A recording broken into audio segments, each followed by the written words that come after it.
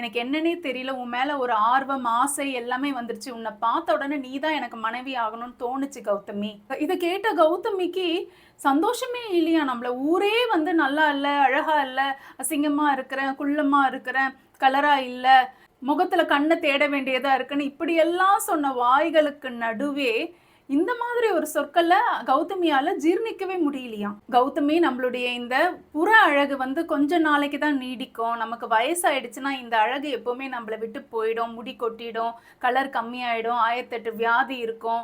எவ்வளோ பெரிய கண்ணா இருந்தாலும் அது உள்ள போயிடும். இந்த மாதிரி பல விஷயங்கள் நடக்கும். ஆனா நம்மளுடைய மன அழகுன்றது ரொம்ப முக்கியம். எனக்கு உன்ன ரொம்ப பிடிச்சிருக்கு மனசார. அதனால தான் நான் உன்ன கல்யாணம் பண்ணிக்கிட்டேன். கௌதமி கண் கலங்கிட்டே சொன்னாங்களாம், "நீங்க ரொம்ப அழகா இருக்கிறீங்கன்னு எல்லாரும் சொன்னாங்க. அதே மாதிரி நான் உங்களுக்கு ஜோடி பொருத்தம் இல்லன்னும் சொன்னாங்க." அத கேட்டு கேட்டு எனக்கு ரொம்ப பதட்டம் வந்துருச்சுங்க. எனக்கு தைரியமே இல்ல உங்ககிட்ட பேசுறதுக்கு.